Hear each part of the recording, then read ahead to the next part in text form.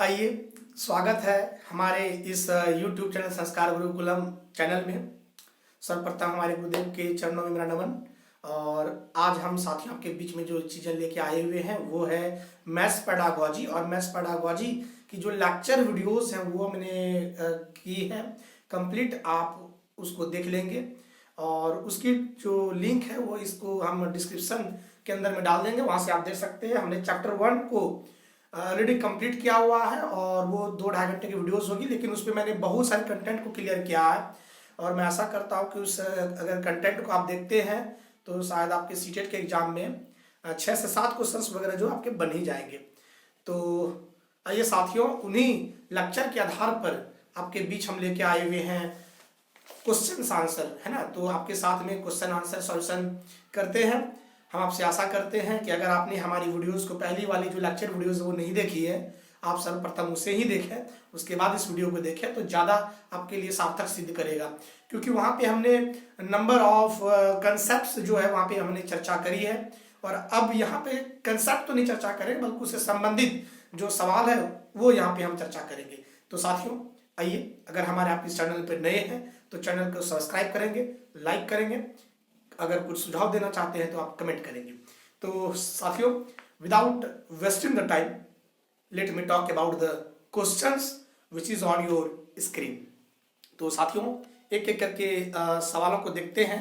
और मैंने the nature of mathematics पे बहुत सारे टॉपिक्स को जो है कंप्लीट किया था। उन सारे टॉपिक्स को देखते हैं और जानने की कोशिश भी करते हैं कि चीज़ें क्या है क्या नहीं है। और मेरे को लगता है कि इसकी कोई ज़रूरत नहीं है, तो इसको मैं थोड़ा साइड ही रखता हूँ। और ये कभी जब जरूरत पड़ेगी, अगर मेरे को बोर्ड में कुछ लिखना पड़ेगा तो उसमें हम उससे बड़ा कर लेंगे ना। तो आइए साथियों, और चीज़ें देखते हैं। और आपके बीच में जो है वो है क्वेश्चन नंबर 1। क्वेश्चन नंबर 1 कहता है a teacher promotes the, topic जो चर्चा चल रही है वो है teaching mathematics for real life, है ना। वास्तविक जिंदगी से जोड़कर किस तरह से गणित शिक्षण को पढ़ाया जाए, आगे बढ़ाया जाए, उसकी चर्चा हमने पूर्व में करी है। अब आइए आप इसकी सवाल को देखते हैं। और यह सवाल नंबर 1 है और वो है a teacher prompts the students to prepare mathematical journal, है ना, with the theme application of mathematical in daily life. This activity is, एक शिक्षक शिक्षार्थियों को दैनिक जीवन में गणित का अनुप्रयोग के विषय पर जो है गणितीय जनरल और जो पत्रिकाएं होती है उनकी तैयारी करने के लिए वो बढ़ावा देते हैं। और यह जो गतिविधि है ये क्या दर्शाता है? तो एक नंबर ऑप्शन है कि गणित की शिक्षार्थियों की गणितीय संकल्पना की परीक्षा करना। यहाँ पे इसकी कोई भी तथ्य इससे जुड़ा नहीं है, क्योंकि यहाँ पे कह रहा है कि गणित जनरल को जो है, जो पत्रिकाएं होती गणित की, उसको बढ़ावा दे रहा है, उसके यूज को बढ़ावा दे रहा है। तो इससे जाकर के परीक्षा से संबंधित कोई चीजें नहीं है, इसलिए 1 नंबर नहीं होगा। वहीं अगर बात करें साथियों, तो अपने ज्ञान और समझ को साझा करने के लिए शिक्षार्थियों को अवसर उपलब्ध कराना। अपने ज्ञान और समझ को साझा करने के लिए, ये बात कहीं ना कहीं थोड़ा थोड़ा तो सही है, लेकिन चीज़ों को समझिएगा कि इसकी ज़रूरत ही कुछ नहीं है ना। तो 2 नंबर नहीं होगा, क्योंकि ये कहता है कि अपने ज्ञान और समझ को साझा करने के लिए, to provide opportunity to students to share their ideas and knowledge. बच्चे अपने नॉलेज का जो आइडियाज है, जो कंसेप्ट है, वो शेयर तो क्लासरूम में भी कर सकते हैं, उसके माध्यम से कर सकते हैं, कोई बात नहीं है। 2 नंबर सही है, लेकिन जो श्रेष्ठतम होती है उन्हीं को चुनने की कोशिश करेंगे। तो 2 नंबर भी नहीं होगा, या होगा, आगे देखते हैं, ठीक है। तो 3 नंबर देखते हैं। वो कहता है गणित की समझ में शिक्षार्थियों की सहायता करना। तो इसके माध्यम से सहायता तो वो कर सकता है, लेकिन बेस्ट चुनना है मेरे को। 4था नंबर कहता है गणितीय संकल्पनाओं और उनके अनुप्रयोगों में संबंध बैठाने और अपने ज्ञान तथा विचारों को साझा करने में शिक्षार्थियों की सहायता करना। यहाँ पे ज्ञान और विचार तो वो साझा करता ही है, और दूसरा नंबर में भी ऑप्शन है ज्ञान को, जो ज्ञान और समझ को वो साझा करने की बात कर रहा है, 2 नंबर में भी और 4 नंबर भी। लेकिन यहाँ पे एक बात और लिखा हुआ कि जो गणित की जो संकल्पनाएं हैं और जो उनका अनुप्रयोग है, चूंकि वहां पे गणित का अनुप्रयोग वो थीम है, ध्यान दीजिएगा। वो जो क्वेश्चन में चीजें हैं क्या है, तो ध्यान दीजिएगा, यहाँ पे लिखा हुआ है कि दैनिक जीवन, है ना, दैनिक जीवन में गणित का अनुप्रयोग, ये चीजों में लिखा हुआ है। तो दैनिक जीवन में गणित का क्या यूज है, तो उसकी संकल्पनाएं क्या है, उसका यूज डेली लाइफ में करना है ना, और इसके बीच में संबंध को स्थापित करना है। तो 4 नंबर ऑप्शन आपका सही चल जाएगा साथियों। समझिएगा बातों को, क्योंकि यहाँ पे क्वेश्चन कर रहा है कि दैनिक जीवन में गणित का अनुप्रयोग, तो दैनिक जीवन में क्या यूज करेगा, तो मैथमेटिकल कंसेप्ट को यूज करेगा और उनमें जो आइडियाज और जो कंसेप्ट है उस चीजों को आगे बढ़ाएगा। तो 1 नंबर का आंसर 4 नंबर चला गया। आइए साथियों नेक्स्ट क्वेश्चन देखते हैं, क्वेश्चन नंबर 2। और क्वेश्चन नंबर 2 जो है वो कहता है कि एनसीईआरटी है ना, the chapters in the NCERT text book of mathematics of class 4 have titles like junk seller, trip to Bhopal and the way the world looks the shift has been done to. देखिए हमारे NCF 2005 ने चौथी कक्षा की जो पुस्तक है उसमें उन्होंने कुछ शीर्षक डाला है, जैसे कि है कबाड़ी वाला, भोपाल की सैर, दुनिया कुछ ऐसी दिखती है। ऐसी परिवर्तन करी गई है। और ऐसी परिवर्तन क्यों करी गई है, इसलिए करी गई है ताकि बच्चों को जीवन से, उसकी जो दैनिक जीवन है उससे जोड़ सकते हैं, मतलब रियल लाइफ सिचुएशन से वो चल सके। तो ये सारी चीजें हैं साथियों। तो देखते हैं ऑप्शन की ओर चलते हैं। तो कहता है पाठों में गणितीय विषय वस्तु का अनुमान लगाने हेतु विद्यार्थियों को चुनौती देने के लिए, ऐसा कुछ नहीं है साथियों। 2 नंबर कहता है उन्हें अलग सा समझाने के लिए, बिल्कुल ये नहीं है। और 3रा नंबर कहता है दैनिक जीवन से जोड़ते हुए उन्हें रोचक बनाने के लिए। तो साथियों ध्यान रहे कि इसका आंसर जो है वो हमारा 3 नंबर ही चला जाएगा। तो ध्यान दीजिएगा 2 का आंसर 3 चला जाएगा, है ना, 2 का आंसर 3 चला जाएगा। तो 2 का आंसर हमारा 3 जाएगा, ठीक है, 3 चल जाएगा आंसर उसका। तो बात करते हैं क्वेश्चन नंबर 3 की ओर और चलते हैं क्वेश्चन नंबर 3। तो क्वेश्चन नंबर 3 कहता है to introduce the concept of fractions a teacher can begin with. भिन्नों की अवधारणाओं से परिचित कराने के लिए शिक्षक को डैश से शुरुआत करनी चाहिए। तो उसको देखिए हमने पूर्व में ही बात करी है कि बच्चों को जब भी गणित की संप्रतियां पढ़ाएंगे तो हम बच्चों को उसके दैनिक जीवन से जोड़ के पढ़ाने की कोशिश करेंगे। और इससे संबंधित दैनिक जीवन से जोड़ने की जिस भी ऑप्शन में बात करी जाए वो ऑप्शन सही टिक कीजिएगा आप, ठीक है। तो देखिए इसमें लिखा हुआ 4था नंबर ऑप्शन है, उनके आसपास की वस्तुओं में भिन्न भिन्न भागों की पहचान करना, एक ये है। वहीं अगर हम बात करें साथियों तो देखिएगा ये अंश और हर की पहचान करना ये तो दूर की बात है। संख्या रेखा पर भिन्न का पता लगाना ये भी दूर की बात है, ए बाय बी के रूप में ये भी दूर की बात है। लेकिन उनके आसपास की वस्तुओं में भिन्न भिन्न भागों की पहचान कराना, क्योंकि we should have to connect our children, we should have to connect our students in real life situations and that will be the give the presence of ideas or the knowledge on the behalf of the material or the object that they see in the environment। Okay साथियों, तो इसका option जो चल जाएगा 4था number चल जाएगा, है ना। तो 4था नंबर हम लोग देखते हैं क्वेश्चन नंबर 4 की ओर आते हैं। और क्वेश्चन नंबर 4 कहता है ना, क्वेश्चन नंबर 4 है कि आकार पढ़ाते समय, है ना, while teaching shapes a teacher can plan a trip to historical places। एक बच्चों को जो है आकार पढ़ा रहे हैं टीचर्स, आकार शेप्स लाइक क्यूबॉइड वगैरह सब चीजें। अब वो उन चीजों को सिखाने के लिए, बच्चे को सिखाने के लिए वो ऐतिहासिक टूर को लेके जा रहे हैं। तो इनमें से कौन सा ऑप्शन जाएगा, इसको आप ध्यान से देखिएगा। तो 1 नंबर कहता है कि अवकाश समय प्रदान करने की आवश्यकता है, एकदम ये गलत है। यह संचार कौशल में सुधार करने का अवसर देगा, बिल्कुल ये गलत है। 3रा नंबर कहता है आकार हर वस्तुकला का एक अभिन्न हिस्सा है और इस तरह की यात्राएं विषय में संबंध को जो है प्रोत्साहित करती है, बिल्कुल। देखिए आकार जो है हर वस्तुकला का एक अभिन्न हिस्सा होता है। जितने भी चीजें हैं, है ना, जितने भी चीजें हमारे देश दुनिया में है, जितने भी आर्किटेक्चर से संबंधित चीजें हैं उसमें शेप्स हैं और ये इंकरेज करता है कनेक्शंस जोड़ता है चीजों को उनके डेली लाइफ जिंदगी से, है ना साथियों। तो 4 नंबर का जो आंसर चला जाएगा वो हो जाएगा साथियों 3 नंबर, है ना। तो ध्यान दीजिएगा 4 नंबर का आंसर चला जाएगा 3 नंबर। क्लियर है। नेक्स्ट क्वेश्चन की ओर चलते हैं और नेक्स्ट क्वेश्चन है 5वां नंबर। और देखते हैं 5वां नंबर क्वेश्चन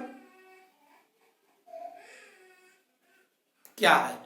तो थोड़ा सा असुविधाएं हो रही है, कोई बड़ी बात नहीं है, हम आपके साथ हैं और चीजें को जोड़ने की कोशिश करते हैं।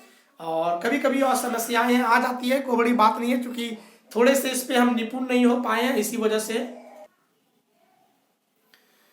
आइए, कुछ असुविधाएं हो जाती है, कोई बड़ी बात नहीं है, धैर्य रखिए। आगे चलते हैं क्वेश्चन नंबर 5 की ओर। और क्वेश्चन नंबर 5 कहता है कि रीड द फॉलोइंग प्रॉब्लम, है ना। A map is given with a scale of 2 centimetre is equal to 1000 kilometre. एक मैप दी गई है और उसमें दर्शाया गया है कि 2 सेंटीमीटर बराबर जो है स्केल में 1000 किलोमीटर होता है।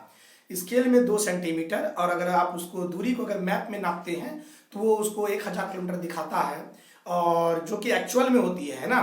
तो वो क्वेश्चन कहता है कि if the distance on the map is 2.5 centimetre, अगर मैप में दो डिस्टेंस जो है, दो बिंदु की जो दूरी है वो 2.5 सेंटीमीटर है, तो ये सवाल का आंसर नहीं पूछ रहा आपसे, बल्कि ये कहा जाए कि दिस प्रॉब्लम इज, इस प्रकार की समस्या है।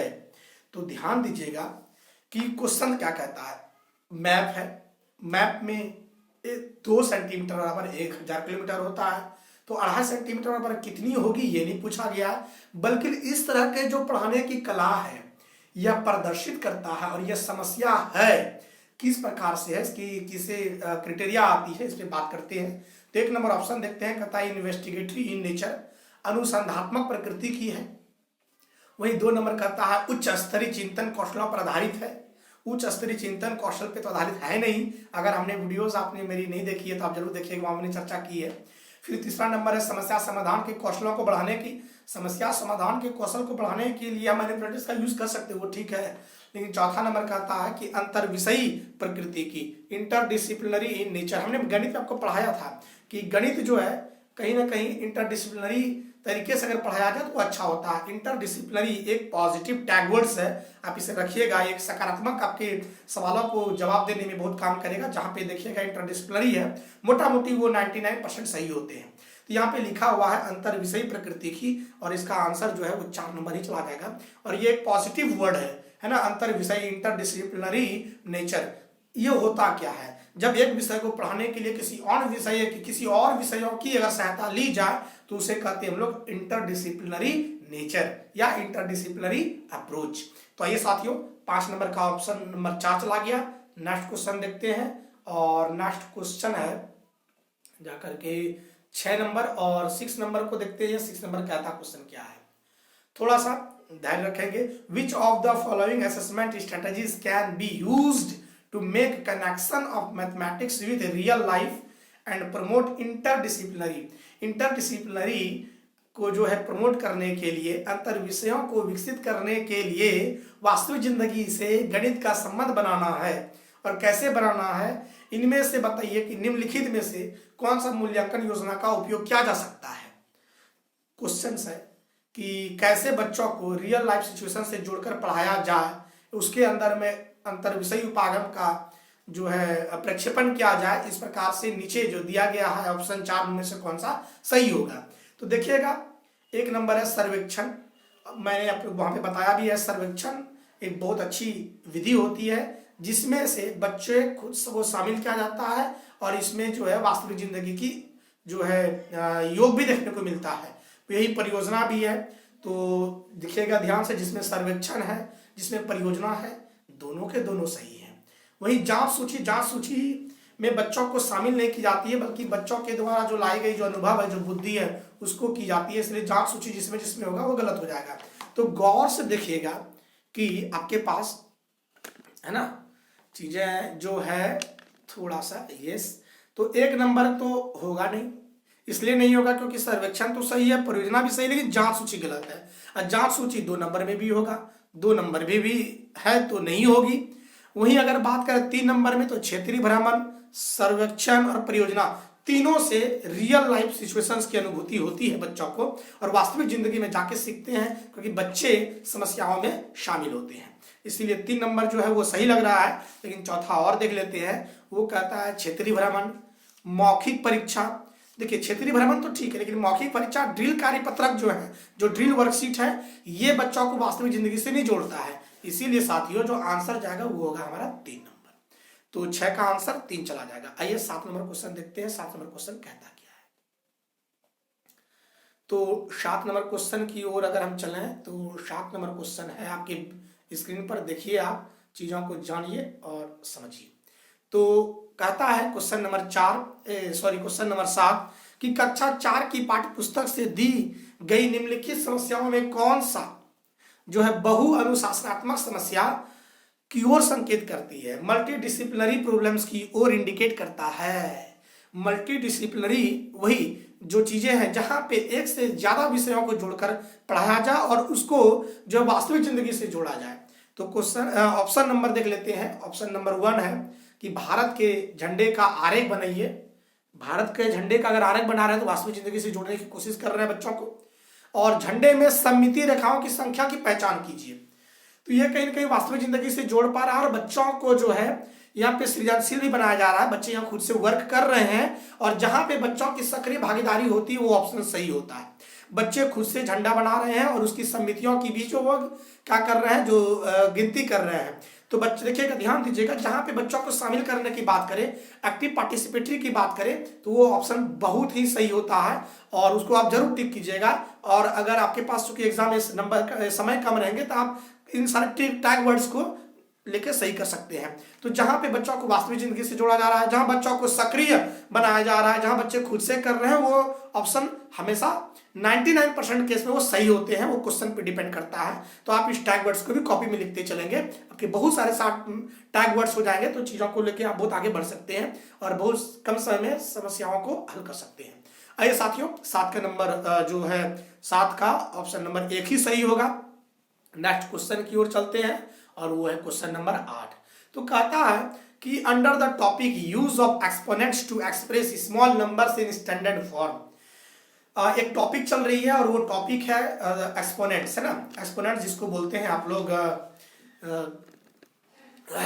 एक्सपोनेंट्स क्या होती है, जो घातांक है, करनी है, वो चैप्टर पढ़ाया जा रहा है और उसको भिन्न भिन्न चीजों से जो है इंडिकेट किया जा रहा है। वो देखते हैं। 1 नंबर ऑप्शन है कि प्रकाश की चाल जो इतना मीटर पर सेकंड है, 3 लाख मीटर पर सेकंड है, ये है भी।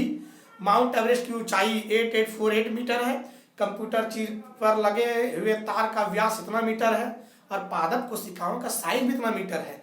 तो उपयुक्त उदाहरणों का प्रयोग प्रत्येक उल्लिखित संख्याओं को मानक रूप में व्यक्त करने में किया गया ऐसे उदाहरणों का उपयोग है। और ऐसे उदाहरणों का क्या उपयोग है, तो ध्यान दीजिएगा कि टॉपिक तो वो पढ़ा रहा है क्या चीज, एक्सपोनेंट्स या चर घातांकी पढ़ा रहा है, लेकिन उदाहरण उसको जो है अलग अलग जो है विषयों से जोड़कर बताया जा रहा है। तो इसके क्या होगा, जब एक सब्जेक्ट को पढ़ाने के लिए और भी सब्जेक्ट को जोड़ा जाए, इसको कहते हैं हम लोग इंटरडिसिप्लिनरी अप्रोच। तो जिसमें भी होगा इंटरडिसिप्लिनरी अप्रोच वही जाएगा सही आंसर। 2 नंबर में देखेगा कि this types of situations reflects the interdisciplinary approach, है ना साथियों। तो 2 नंबर इसका आंसर भी चला जाएगा, क्योंकि हमने बताया आपको कि जब एक विषय को अन्य विषयों के साथ जोड़ के पढ़ाया जाए उसको कहते हैं हम लोग क्या कहते हैं, अंतर विषयक उपागमन कहते हैं। तो इसका आंसर जो है वो हमारा 2 नंबर चला जाएगा। तो साथियों अब आगे क्वेश्चन की ओर चलते हैं और वो क्वेश्चंस है, यह मोटा मोटी तो मैंने यहाँ पे कर दी है तो कोई बात नहीं है। आगे चलते हैं नेक्स्ट क्वेश्चंस की ओर और मेरे को थोड़ा सा यहाँ पे मार्कर भी लेके उसको वर्क करना पड़ेगा। देखते आइए हम लोग चलते हैं अगले क्वेश्चंस की ओर। और वो क्वेश्चन जो है ली गई है ब्लूम टैक्सोनॉमी से ली गई है और सारे प्रश्न जो है सीटेट से पूछे गए हैं ना। सीटेट के जो प्रीवियस ईयर है वहां से क्वेश्चन लिए गए हैं। और अगर आपने मेरी वीडियोस को नहीं देखी है, लेक्चर वीडियोस, तो उसको देखेंगे, सॉल्यूशन होने में, सॉल्यूशन करने में आपको और भी आसानी होगी। तो आइए विदाउट वेस्टिंग द टाइम, अगर साथियों हमारे चैनल पर आप नए हैं तो चैनल को सब्सक्राइब जरूर कीजिएगा, क्योंकि देखते तो बहुत ज़्यादा लोग हैं लेकिन लाइक नहीं करते हैं, ना ही कमेंट करते हैं, कुछ सुझाव देते हैं। थोड़ा मतलब रिग्रेस टाइप लोग हैं आप लोग, थोड़ा सा नहीं इसमें कीजिए।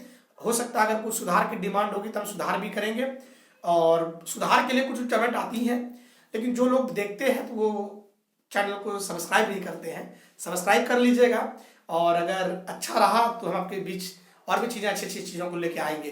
तो आइए साथियों क्वेश्चन नंबर 1 देखते हैं। क्वेश्चन नंबर 1 कहता क्या है कि निम्नलिखित प्रश्न को पढ़िए और वो प्रश्न है x+1 = 3। तो साथियों थोड़ा सा, क्योंकि इसको में आपको जो है मेरे बोर्ड की भी जरूरत पड़ेगी, तो थोड़ा सा ऐसा कर दें कि बोर्ड में भी चीज़ों को हम आपके बीच रख सकते हैं।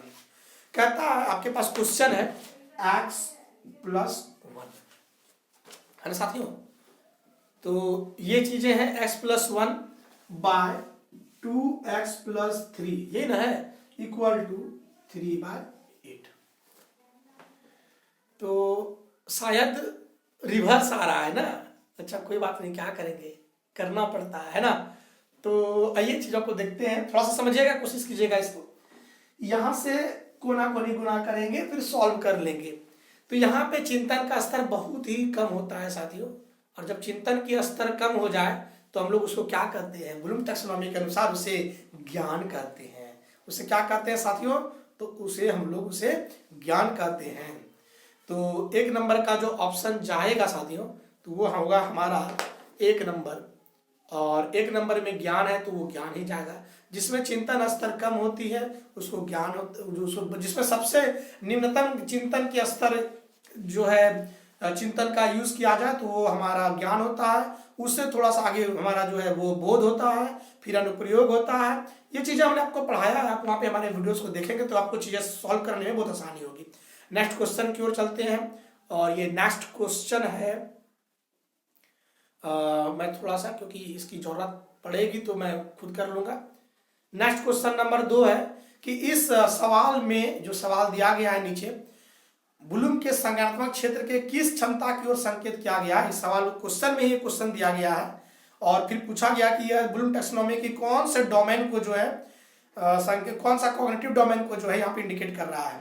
और क्वेश्चन है कि जो अल्जेब्रिक एक्सप्रेशन है कि Neha has 7 more toffees than Megha. 2 लड़की हैं, एक नेहा है एक मेघा है ना साथियों। 2 लड़की हैं। इसको मैं थोड़ा सा इसको और भी कर लेता हूँ, चूंकि समझाना पड़ेगा तो मैं चलूंगा इसकी चीजों को लेके, और यहाँ पे तो इसकी जरूरत है नहीं, देख लेते हैं।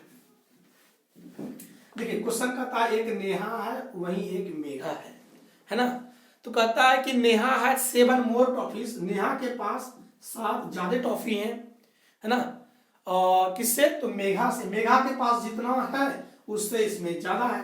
आप देखिएगा ऐसे सवाल में हमने डायरेक्ट रटा हुआ नहीं था, सवाल को पढ़े, थोड़ा सा बुद्धि लगाया, फिर जवाब दिया, और एक्सप्रेशन निकल के आया कि नेहा के पास x+7 है और मेघा के पास x है। तो यहाँ थोड़ा सा चिंतन का यूज किया गया है। इसके वजह से साथियों हमारा जो ऑप्शन जाएगा वो हो जाएगा कंप्रीहेंशन। तो आपने बार बार बोलते हैं कि अगर हमारी आप ब्लूम टैक्सोनॉमी की वीडियोस को नहीं देखे हैं तो आप उसे देख लेंगे। आइए हम लोग क्वेश्चन नंबर 3 की ओर चलते हैं। वैसे मैं बता दूं कि 2 का जो आपका आंसर होगा वो होगा बोध, है ना। आइए नेक्स्ट क्वेश्चन चलते हैं और क्वेश्चन नंबर 3 की ओर चलते हैं।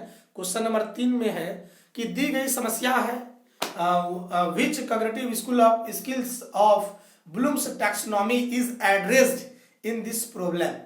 एन एक्वेरियम, प्रॉब्लम ये है कि an aquarium is in the form of a cuboid, एक एक्वेरियम जो वो क्यूबॉइड के शेप में है, and whose external measures are, जो बाहरी जो उसकी माप है वो दिया हुआ है 80 centimetre bye 30 centimetre bye 40 centimetre. इसकी डायमेंशन दी गई है, जो कि उसकी बेस है, उसकी फेस है, उसकी बैक फेस है, सबको ये कवर है ना।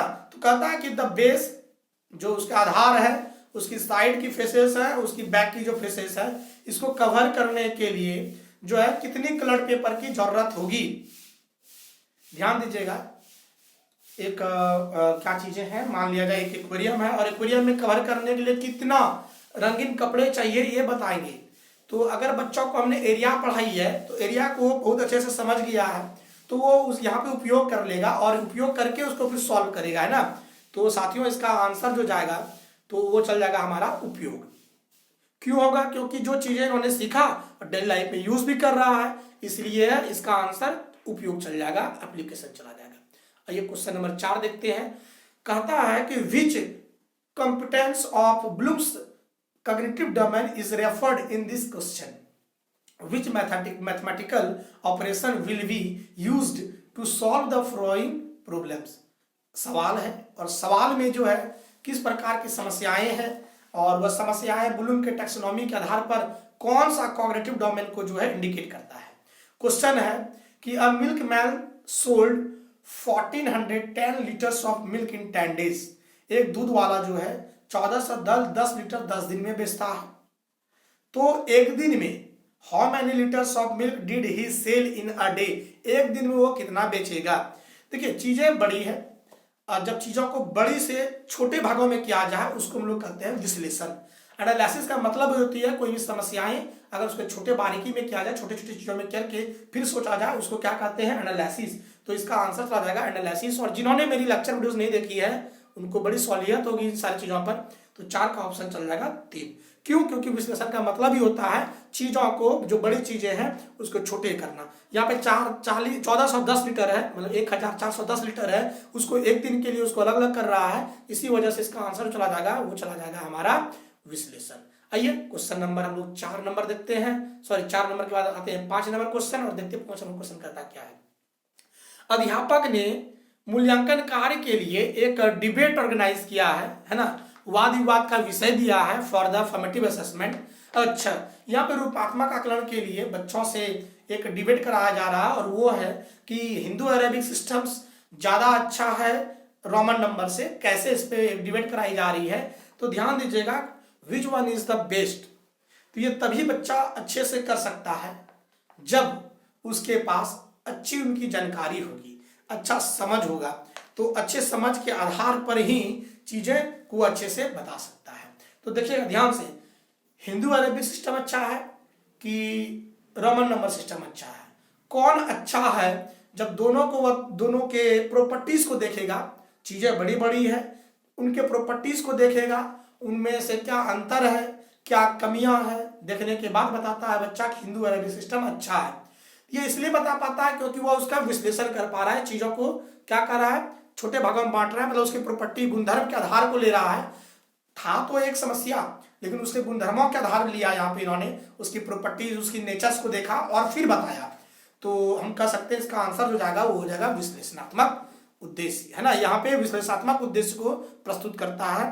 तो चलिए साथियों, 5 के बाद चलते हैं हम लोग क्वेश्चन नंबर 6 की ओर, और क्वेश्चन नंबर 6 कहता क्या है इस पे हम लोग बात करते हैं।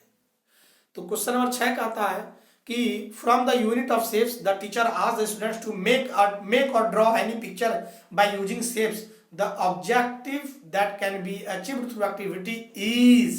देखिए, आकृतियों की इकाई से अध्यापक, एक यूनिट चैप्टर चल रहा है ना, एक शेप्स का एक चैप्टर चल रहा है, और विद्यार्थियों से उस शेप्स के बारे में उसकी उपयोग की सहायता से चित्र की रचना करा रहे हैं।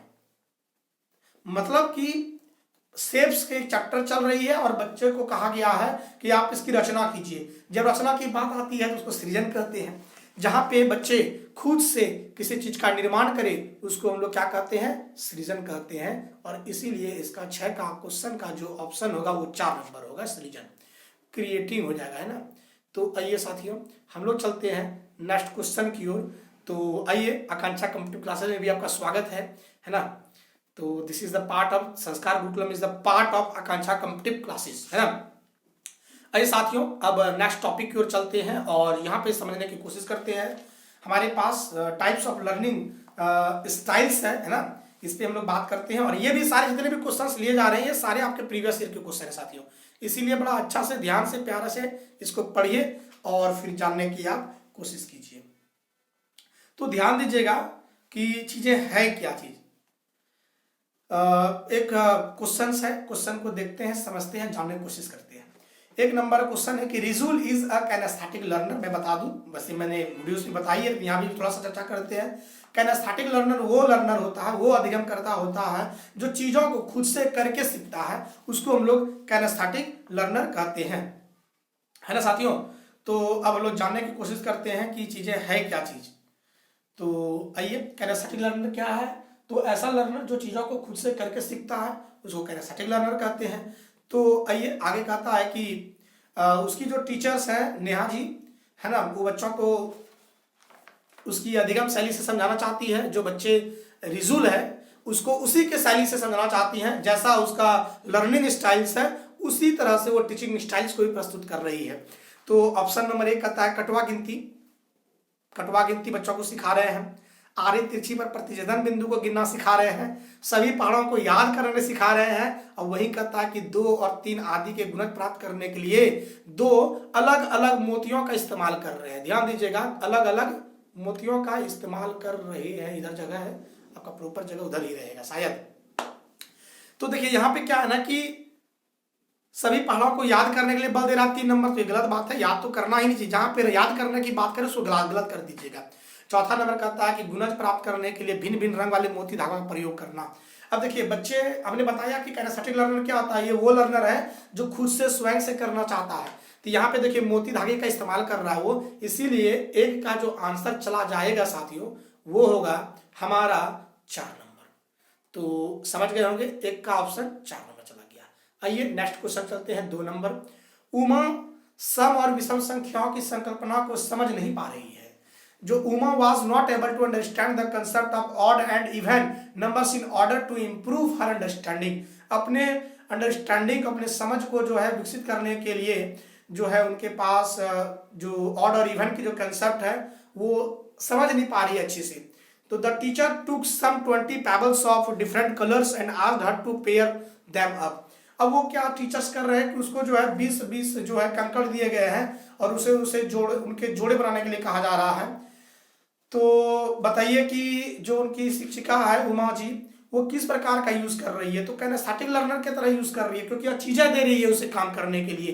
एक काइनेस्थेटिक लर्नर के लिए, एक कायिक गतिक शिक्षार्थी के लिए बच्चे चीजें को स्वयं से करके सीखते हैं और यहाँ पे उन्हें करने के लिए दिया जा रहा है क्या चीज, तो कंकड़ वगैरह दिया जा रहा है। इसी वजह से इसका ऑप्शन जो चला जाएगा 2 नंबर चला जाएगा साथियों, है ना। आप जब टैगवर्ड्स को लेंगे तो उसे बिना ऑप्शन को पढ़े भी जल्दी जल्दी सॉल्व कर सकते हैं। आइए तो समझते हैं, क्वेश्चन नंबर 3 की ओर चलते हैं। कहता है कि a teacher introduced multiplication in her class as repeated addition and then by grouping of some numbers of object take multiple times she introduce the X symbols या multiply symbols and further conducted a small activity of finding product using criss cross lines or match sticks. यहां भी देखिए criss cross lines जिसमें match stick से चीजों का use किया जा रहा है। तो यहाँ पर टीचर जो है वो यूज कर रही है, एक अध्यापिका अपनी कक्षा में गुणा को बार बार किए जाने वाले जोड़ के रूप में बता रही है, गुणा को जोड़ जोड़ के रूप में बता रही है। तो इस प्रकार के समूहन कर गुणा के रूप में बताती है और वो जो है तत्पश्चात चिन्ह जो है एक्स से परिचित कराती है या गुणा के साइन से परिचित कराती है। अंततः गुणनफल पता करने के लिए आरी तिरछी रेखाओं का भी इस्तेमाल करती है अथवा माचिस की तिलियों की सहायता से एक छोटा सा क्रियाकलाप भी कराती है। तो यह अध्यापिका कर क्या रही है, तो ये अध्यापिका क्या कर रही है, ऑप्शन की ओर चलते हैं। तो कहता है गणित में कम सफल बच्चों के लिए उपचारात्मक युक्तियां प्रदान कर रहा है। ऐसा कोई जरूरी नहीं है कि उपचार कर रहा है, हो सकता है ये पहली बार उनको क्लास में पढ़ा रहे हो। कक्षा को आनंददायी बनाने के लिए तरह तरह के प्रस्तुतिकरण कर रहे हैं, ये हो सकता है आनंददायी बनाने के लिए चीजों को कर सकते हैं, क्योंकि आनंददायी बनाना गलत नहीं है, क्योंकि उसे cracking the monotony of the classroom होता है, क्लास की जो एक रास्ता उसको तोड़ने में भूमिका निभाती है। वही मूल से अमूल संप्रति की ओर से रूप में पाठ का विकास कर रही है।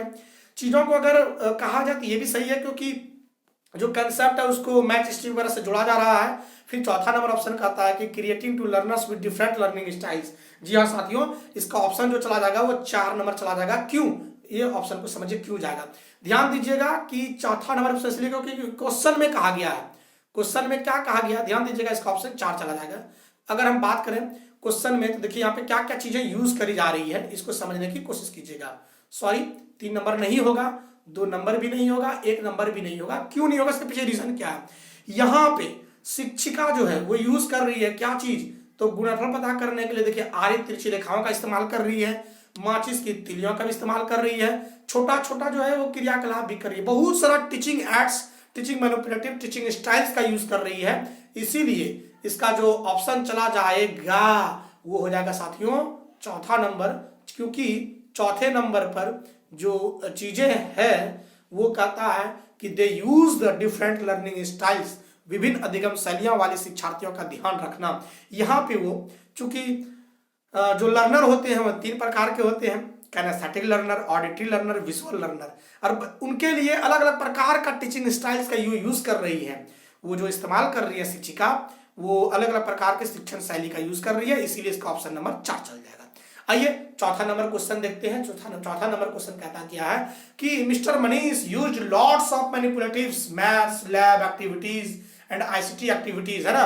ध्यान से सुनिएगा और समझने की कोशिश कीजिएगा। देखिए मनीष जी जो है सममिति चैप्टर को पढ़ा रहे हैं, पढ़ा रहे चैप्टर समिति, और ये अपने उसको पढ़ाने के लिए, स्पष्ट भाव से पढ़ाने के लिए अपने सारे हस्तचालों का इस्तेमाल कर रही हैं।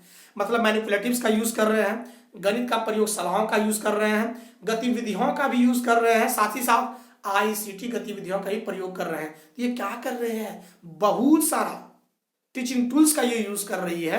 और ध्यान दीजिए, जिसमें कि बहुत सारे लर्निंग स्टाइल का यूज किया जाए तो वही उसका आंसर चला जाना चाहिए। तो 1 नंबर ऑप्शन का था कि सभी अधिगम शैली वाले विद्यार्थियों को सिखाना चाहते हैं, बिल्कुल 1 नंबर ही इसका आंसर चला जाएगा।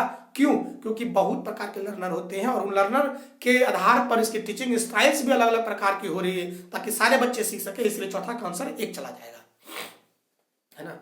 आइए नेक्स्ट क्वेश्चन की ओर चलते हैं। क्वेश्चन नंबर 5 है, जो कि आपके स्क्रीन पर है, और समझिए क्वेश्चन नंबर 5 क्या कहता है कि चतुर्भुजों को समझना और ज्यामिति प्रयोग। पाठ के अंत में बहुत सारे क्रियाकलाप, जैसे कि देखिए यहां ध्यान से सुनिएगा, क्या कह रहा है कि ज्योमेट्री का जो है, क्या in the chapter of practical geometry, एक चैप्टर पढ़ाया जा रहा है ज्योमेट्री। ध्यान दीजिएगा, चैप्टर पढ़ाया जा रहा है ज्योमेट्री, और उसके लिए ना बहुत सारे अंत में क्रियाकलाप पढ़ाया जा रहा है, जैसे कि चौपड़ की रचना करना, मतलब टैसिलेशन करना। फिर कहता है कि चीनी पहेली की रचना करना, जो टेनग्राम है उसका रचना करना आदि का वो इस्तेमाल कर रहे हैं।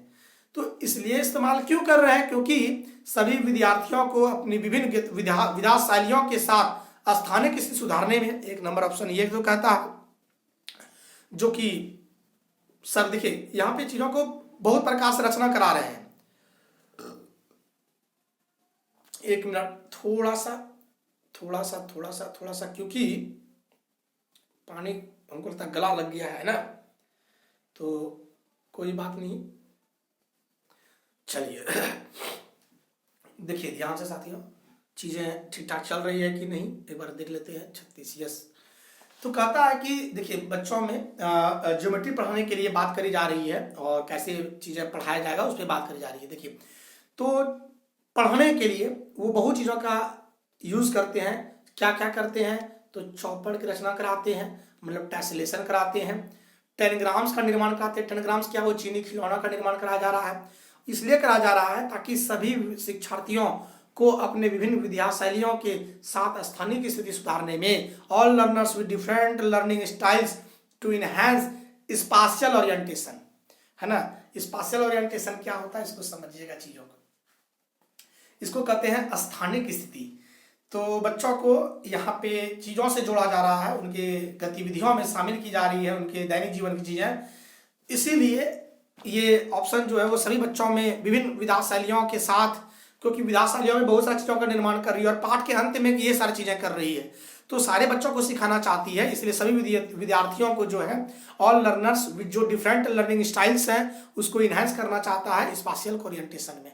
तो 1 नंबर ऑप्शन चला जाएगा। दूसरा नंबर का था दृष्टि वाले शिक्षार्थियों को, दृष्टि वाले शिक्षार्थी, तो ये लिमिट कर दिया ना, इसलिए 2 नंबर नहीं होगी। गतिबोध वाले शिक्षार्थी को ये भी नहीं होगा, क्योंकि बहुत सारे चीजों को वहां यूज कर रहे हैं। श्रोतागण शिक्षार्थियों की बिल्कुल नहीं होगी।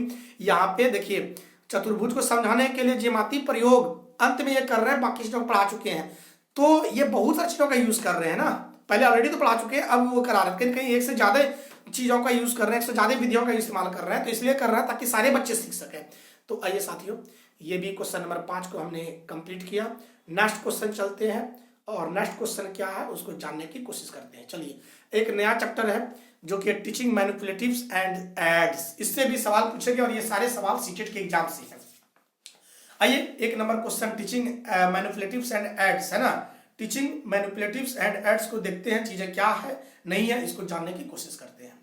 तो अगर आपने वीडियोस हमारे नहीं देखी है तो लेक्चर वीडियो जरूर देखेंगे, और फिर इसको बनाएंगे तो आपका सारा क्वेश्चन बन जाएगा शायद, परहैप्स। और इसके बाद भी और भी क्वेश्चंस आते रहेंगे। तो पहले हम लोग टॉपिक वाइज क्वेश्चंस को लेते हैं, तब फिर चीजें को और जोड़ेंगे, है ना। आइए क्वेश्चन नंबर 1 को देखते हैं। कहता है कि manipulative tools are important for learners, जो व्यवहारिक उपकरण है ना, हस्त, अब मैनिपुलेटिव मतलब होता है हाथ से बनी गई चीजें का इस्तेमाल करता है, और इसका क्या महत्व है, तो इसकी महत्व इसलिए है परीक्षाओं में बेहतर प्रदर्शन करने के लिए नहीं है ना। तो 1 नंबर तो ऑप्शन जाएगा नहीं। कहता कि जो मैनिपुलेटिव्स यूज की जाती है, जो टीचिंग टूल्स यूज की जाती है, वो परीक्षा में बेहतर प्रदर्शन के लिए की जाती है, एकदम नहीं। ये निगेटिव वर्ड्स है, जहां भी देखिएगा परीक्षा में बेहतर प्रश्न करने के लिए प्रेरित करी जा रही है वो गलत है। दूसरा कहता है कि मूल गणितीय संकल्पनाओं को समझाने के लिए की जा रही है। जी हाँ, वहां पे बहुत सारे व्यवहारिक उपकरणों का इसलिए इस्तेमाल करी जा रही है ताकि उसमें गणित की जो संकल्पनाएं हैं उसको अच्छे से अंडरस्टैंडेबल बनाया जाए बच्चों के लिए, जो मैथमेटिकल कंसेप्ट्स हैं। तो इसका आंसर जो है 2 नंबर चला जाएगा, क्योंकि मैथमेटिकल कंसेप्ट्स को यहाँ पे अंडरस्टैंडिंग करना है बच्चों के अंदर में। तो ये एक का आंसर जो है वो 2 नंबर चला जाएगा। आइए क्वेश्चन नंबर 2 देखते हैं। और क्वेश्चन नंबर 2 क्या कहता है? कहता है कि हस्तपरक प्रतिमान, स्थिर चित्र, लिखित प्रतीक, मौखिक और लिखित भाषा वास्तविक संसार की स्थितियां अथवा संदर्भ किसको दर्शाने के 5 तरीके हैं। कहता है कि मैनिपुलेटिव मॉडल्स, जो मैनिपुलेटिव जो हाथ से बनाई गई जो चीजें हैं उसके बारे में बात कर रहे हैं वो, है ना। तो वो कहते हैं कि जो मैनिपुलेटिव्स क्या होता है, जो हाथ से बनाई गई चीजें हैं, चाहे फिर जितने भी कंटेंट हैं, जितने भी शिक्षण सामग्री, उसको मैनिपुलेटिव्स कह सकते हैं हम लोग, ठीक है ना। तो कहता है हस्तपरक प्रतिमान जो मैनिपुलेटिव टूल्स है, और फिर जो पिक्चर्स हैं, जो रिटर्न सिंबल्स हैं, इन सारे चीजों को वो जो रिप्रेजेंट कर रही है उसका मूल मोटो क्या है, उद्देश्य क्या है। तो कहता है कि मैथमेटिकल थिंकिंग एंड आइडियाज, बिल्कुल, क्योंकि कोई भी चीज अगर गणित में हम लोग अच्छा बच्चों को पढ़ाने के लिए कर रहे हैं तो जो समझाने के लिए कर रहे हैं, तो 2 का भी जो आंसर चला जाएगा साथियों वो 1 नंबर चला जाएगा, है ना। क्या चला जाएगा? 1 नंबर चला जाएगा। आइए क्वेश्चन नंबर हम लोग चलते हैं 3 की ओर, और 3 नंबर क्वेश्चन क्या कहता है इसको जानने की कोशिश करते हैं। कहता है कि गणितीय उपकरण उल्लेख करते हैं, मैथमेटिकल्स जो टूल्स हैं वो किस लिए उसका उल्लेख किया जाता है। कहता है सभी प्रकार के सामग्री जिनमें संविष्ट है, जिसमें वो शामिल है, भाषा, लिखित संकेत, अर्थपूर्ण निर्देश, जो कि उद्देश्य को स्थापित कर सके। हाँ, क्योंकि मैथमेटिकल टूल्स को इसीलिए तो यूज करते हैं जो कि सिंबल्स हो, जो कि मीनिंगफुल इंस्ट्रक्शन दे सके, और जो हमारा जो उद्देश्य होता है बच्चों में will understanding inside the mind of the children for the better establishment of this types of purposes, ये तो हमारा उद्देश्य ही रहता है। तो साथियों 3 का आंसर जो चला जाएगा वो 1 नंबर ही चला जाएगा। बाकी चूंकि ये पॉजिटिव वर्ड्स होते हैं, इनमें आप डायरेक्ट टिक करके निकल सकते हैं, तो 3 नंबर का आंसर 1 नंबर चला जाएगा। आइए नेक्स्ट क्वेश्चन चलते हैं, क्वेश्चन नंबर 4 की ओर, है ना।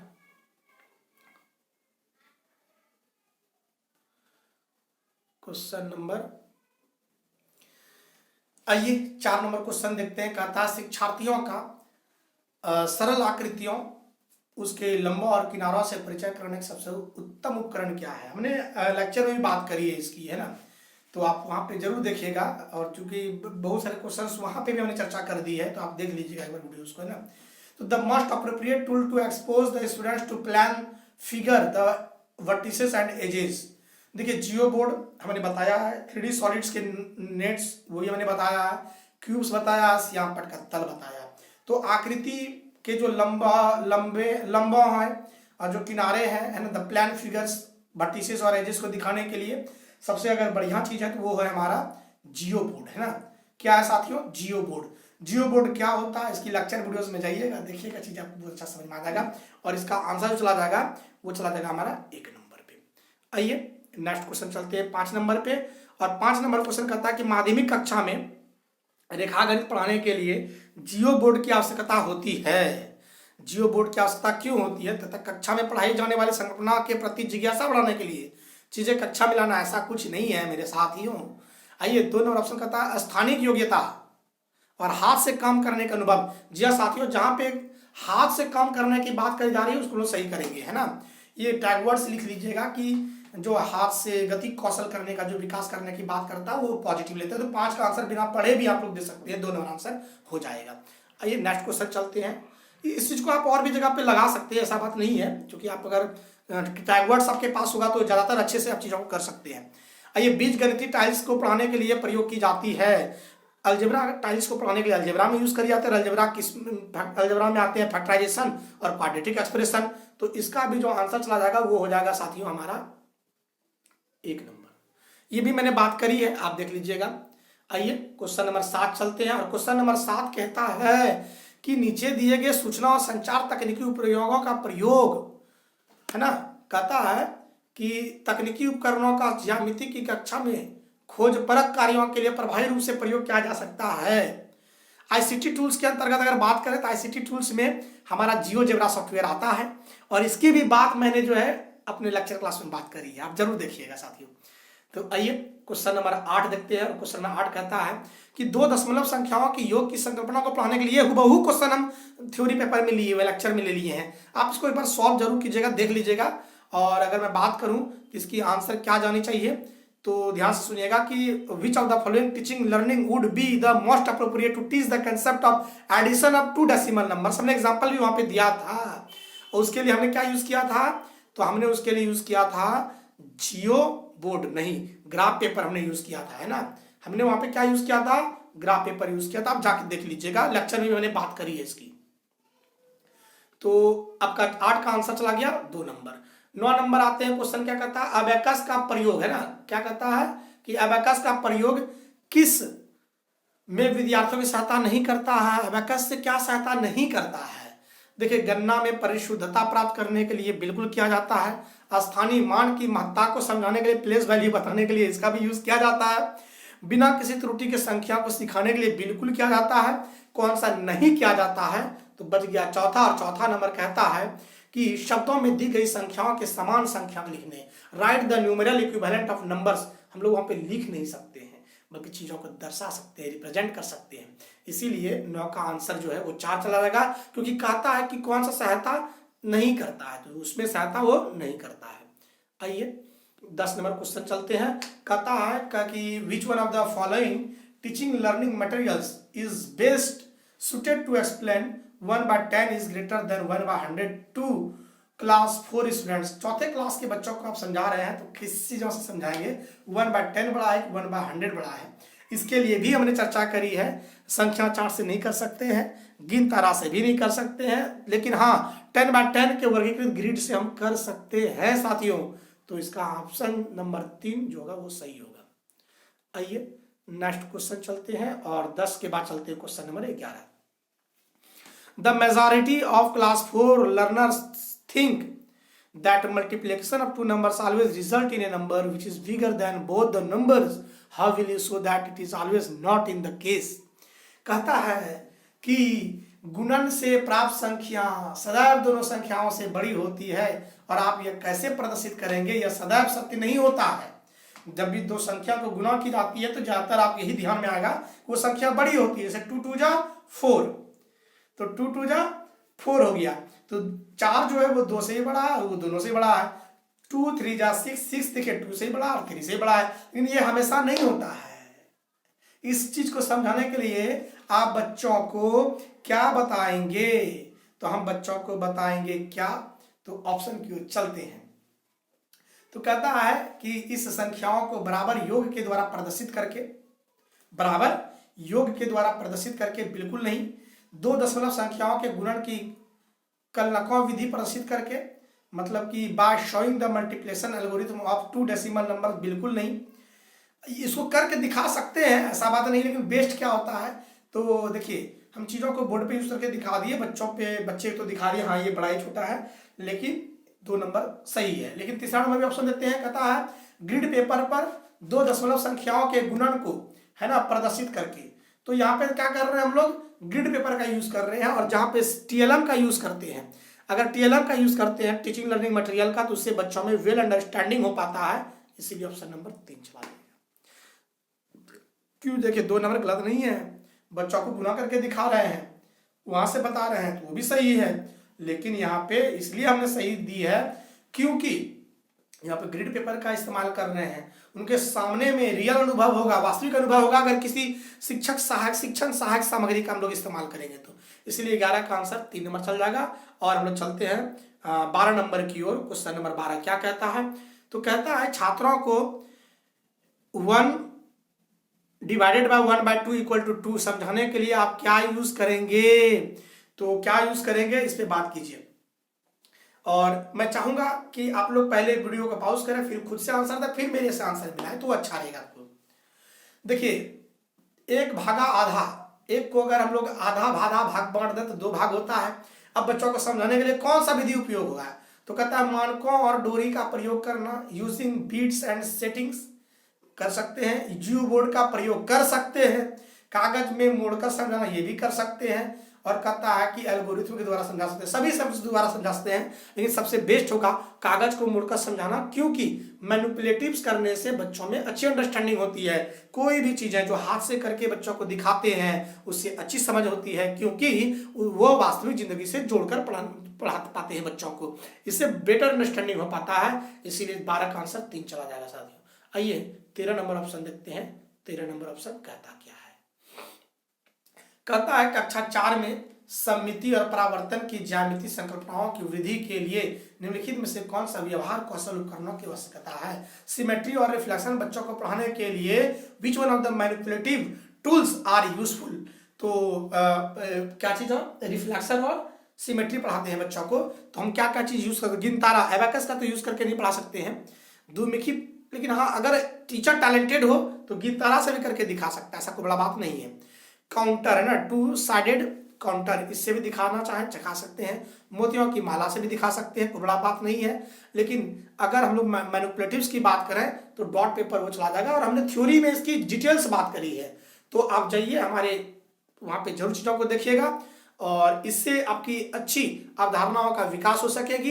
तो साथियों अगर हम बात करें तो यहीं पे और भी अगर क्वेश्चंस हैं तो देख लेते हैं, क्योंकि कितनी क्वेश्चंस हैं, कितना क्वेश्चन सेट किया गया है लोगों के द्वारा, एक बार हम लोग इसको देख लेते हैं।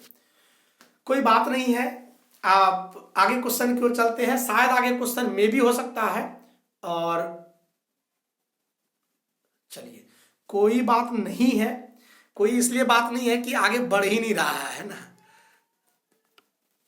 कैसे बढ़ेगा? हाँ, ओ माय गॉड, जी हाँ अब हो सकती है चीजें। थोड़ा सा जो हम आपको पढ़ाने के लिए जो टूल्स का जो इस्तेमाल कर रहे हैं वो थोड़ी सी नई है, जिसकी वजह से असुविधाएं हो रही, कोई बात नहीं, धीरे धीरे चीजें अपने अनुकूल हो जाएगी। और भी क्वेश्चंस हैं क्या? यस, और भी क्वेश्चंस हैं, इन क्वेश्चंस को देखते हैं, और वो है मेथड्स ऑफ टीचिंग मैथमेटिक्स, कौन कौन से विधियों के द्वारा बच्चों को हम लोग पढ़ा रहे हैं, इस पे हम लोग क्वेश्चंस को देखते हैं। तो कहता है कि a teacher asks her students to draw circle of different radii and see then ask them to calculate the ratio of circumferences to diameters. The students find that this ratio is almost the same in case of each circle the teacher is using। ध्यान से समझिएगा बातों को, और चलिए हाँ सब चीजें ठीक ठाक है, क्योंकि असुविधाएं हैं, थोड़ा सा धैर्य रखें, जब अच्छा समय आएगा तो फिर हम भी आगे चढ़ेंगे, आगे चीजें लेके, चलिए कोई बात नहीं है। आइए 2 नंबर क्वेश्चन है कि अनीसा ने अमित को कहा कि यदि उनकी कक्षा में प्रत्येक विद्यार्थी के गणित के अंक में 5 की वृद्धि की जाए, क्लास में जितने भी बच्चे हैं और उसके मैथ्स के नंबर में अगर 5-5 का इंक्रीज कर दिया जाए, 5-5 नंबर बढ़ा दिया जाए, तो उसके औसत में भी 5 की वृद्धि होगी। और उसने ये भी कहा कि यह सभी नंबर के लिए सही है, लेकिन अमित उससे सहमत नहीं हुआ, तो इसके लिए अनीसा ने 5 के स्थान पर एक संख्या n लेकर उसे सिद्ध कर दी। तो अनीसा ने क्या उपयोग किया? यहां से उन्होंने, देखिए निगमनात्मक तर्क का क्या, पहले आगमन और निगमन को समझ लीजिएगा। आगमन में सबसे पहले हमारे पास होता है उदाहरण, और उदाहरणों के आधार पर जो है एक नई संक्रियाओं को लेके आगे बढ़ता है और एक नए सूत्रों का निर्माण करता है, उसको कहते हैं हम लोग आगमन। निगमन में क्या होता है, हमारे पास डायरेक्ट सूत्र होता है, और सूत्र के आधार पर फिर हम लोग एग्जाम्पल्स दे पाते हैं और भी समस्याओं को हल कर पाते हैं, उसको निगमन कहते हैं। पहले अगर उदाहरण है और उदाहरण के तर्ज पर अगर सूत्र बनता है तो वो आगमन है। पहले हमारे पास सूत्र है और फिर उससे यूज करके और भी समस्याओं को हल करते हैं और उदाहरण को दे सकते हैं, उसको हम लोग निगमन कहेंगे, ठीक है। तो आइए अनीसा यहाँ पे क्या करती है, उसको एक सूत्र देती है, तो वो कैसा तर्क दे रही है, तो हम कहेंगे डिडक्टिव लॉजिक दे रही है। क्या दे रही है? निगमन तर्क दे रही है। तो ऑप्शन चल जाएगा 3 नंबर, है ना। आइए 3 नंबर क्वेश्चन पढ़ते हैं। कहता है कि क्षेत्रमिति पढ़ाते समय, क्या चीज, तो क्षेत्रमिति पढ़ाते समय शिक्षक आगे बढ़ने से पहले बोर्ड पर सभी सूत्र लिख देते हैं। सबसे पहले उन्होंने सूत्र लिखा, तो ये तो निगमन हो गया ना भाई। जब सबसे पहले सूत्र लिखा, बच्चे फिर समझ के बना रहे हैं, तो वो क्या हो गया, तो वो निगमन हो गया। हमारे थ्योरी को जरूर देखेंगे आप, है ना। आइए नेक्स्ट क्वेश्चन देखते हैं 4 नंबर। 4 नंबर में भी कहता है कि एक विद्यार्थी निम्नलिखित उदाहरणों का अवलोकन करता है। पहले उदाहरण का अवलोकन करता है, फिर बाद में यह निष्कर्ष निकालता है। पहले इसके पास उदाहरण है, फिर बाद में एक सूत्र है। इसका मतलब क्या है इसके पास? तो ये है इंडक्टिव, मतलब आगमनात्मक। 2 नंबर इसका चला जाएगा, है ना। थ्योरी देखिएगा, फटाफट बनेगा आपका। आइए नेक्स्ट क्वेश्चन कहता है कि which one of the following method is most suitable for teaching mathematics at upper primary level. Upper primary level के लिए सबसे अच्छा विधि कौन सा होगा? व्याख्यान विधि कभी नहीं हो सकता है अच्छा।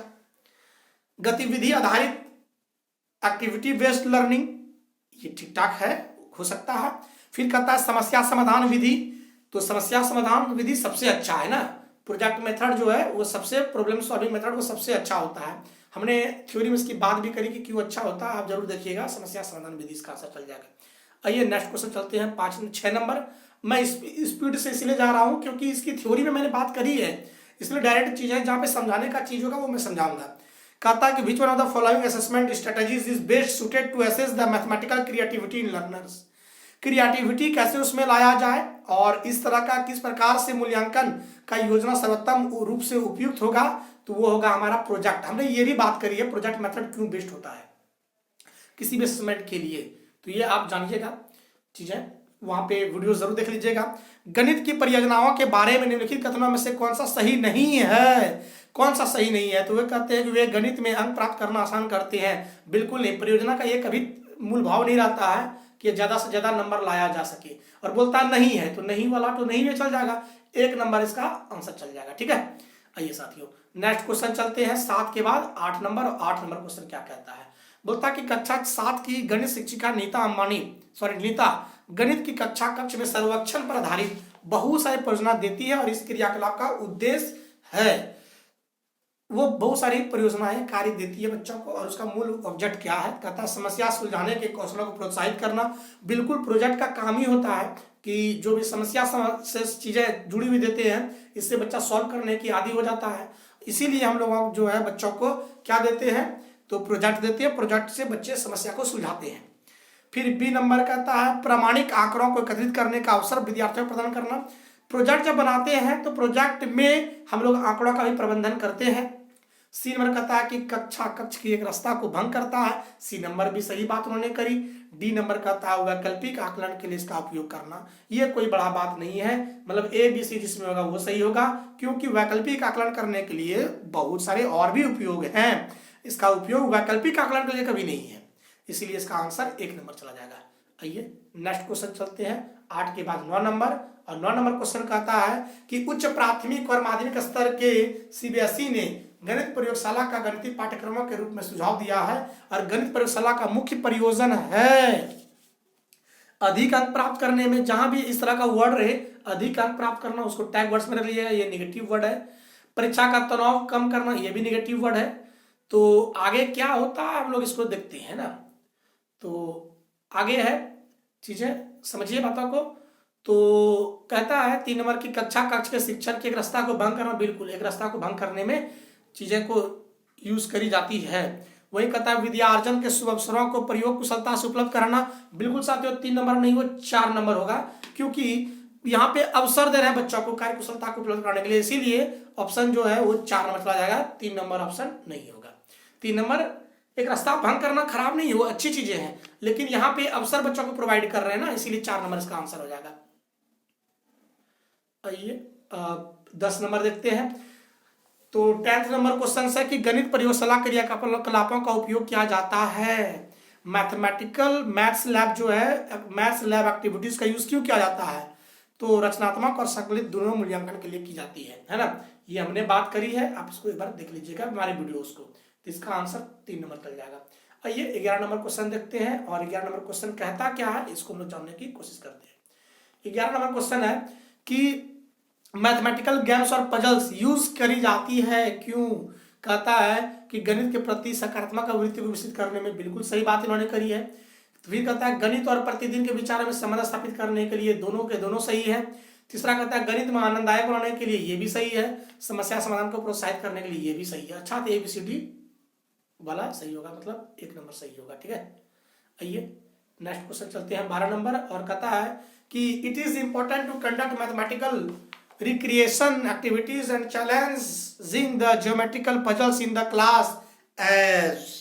तो ये क्या चीज होता है, बात करते हैं कि कक्षा में गणितीय मनोरंजनात्मक, है ना, कक्षा में गणितीय मनोरंजनात्मक क्रियाकलाप तथा चुनौतीपूर्ण ज्यामिति पहेलियां संबंधी क्रियाकलाप महत्वपूर्ण है, क्योंकि वे विद्यार्थियों में कम सफल शिक्षार्थियों को, बिल्कुल नहीं, कम कोई भी विद्यार्थी सफल नहीं होते हैं, सभी विद्यार्थी सफल पर हुआ होते हैं, सभी बच्चे सफल परक होते हैं, तो एक नंबर नहीं होगा। वे कहता है वे विद्यार्थियों को उनकी गणित कक्षा की एकरूपता तथा दैनिक चर्या के कारण से होने वाली ऊब से बाहर लाता है, बिल्कुल मैथमेटिकल पजल्स जो एक रास्ता को भंग करता है।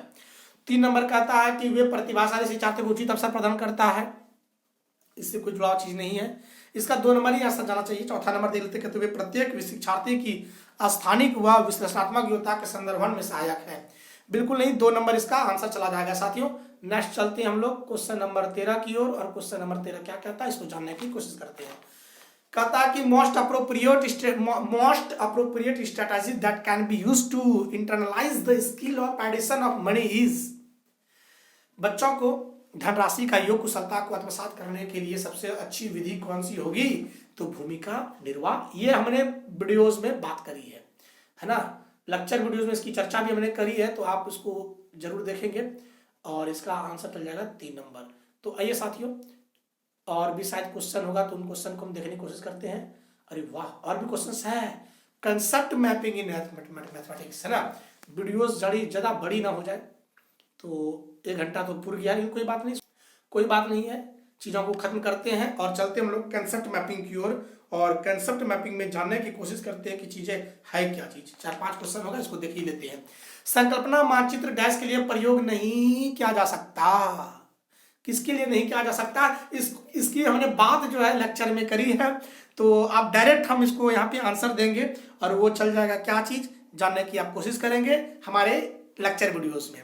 तो योगात्मक आकलन में इसका यूज नहीं करी जाती है, किसका नहीं, तो कंसेप्ट मैपिंग का योगात्मक आकलन में यूज नहीं की जाती है, इसीलिए क्योंकि यहाँ पे नहीं लिखा हुआ है, तो बात समझिएगा, ठीक है।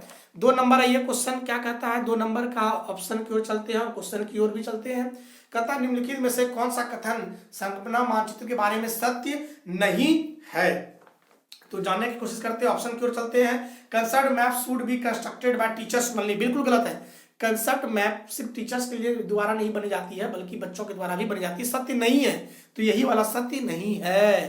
तो आइए 3 नंबर क्वेश्चन क्या कहता है देख लेते हैं। गणित में प्रतिचित्रण के निम्नलिखित कथनों में से कौन सा सत्य नहीं है ना, कौन सा कथन सत्य नहीं है, इसको जानने की कोशिश करते हैं। तो कहता है प्रतिचित्रण जो है, कंसेप्ट मैपिंग जो है, अनुपातिक विवेचन को प्रोत्साहित करती है। मैपिंग प्रमोट्स प्रोपोर्शनल रीजनिंग, बिल्कुल ये सही बात करता है। फिर दूसरा भाग कहता है ऑप्शन नंबर की प्रतिचित्रण गणित पाठ्यक्रम का भाग नहीं है, जी नहीं, ये पाठ्यक्रम का भाग है, सॉरी भाग है, लेकिन ये गलत ना कहा, क्योंकि मतलब कौन सा नहीं है, और यहाँ बोलता कौन सा नहीं है, तो प्रतिचित्रण गणित का भाग नहीं है, तो गलत कह दिया, इसलिए 3 का आंसर 2 चला जाएगा। नेक्स्ट चलते हैं क्वेश्चन नंबर 4, और क्वेश्चन नंबर 4 का आंसर आप खुद से देंगे, है ना। वही हमने चूंकि इसकी वीडियोस में बता रखी है, तो वहां से आप देख सकते हैं, चलिए बता ही देते हैं।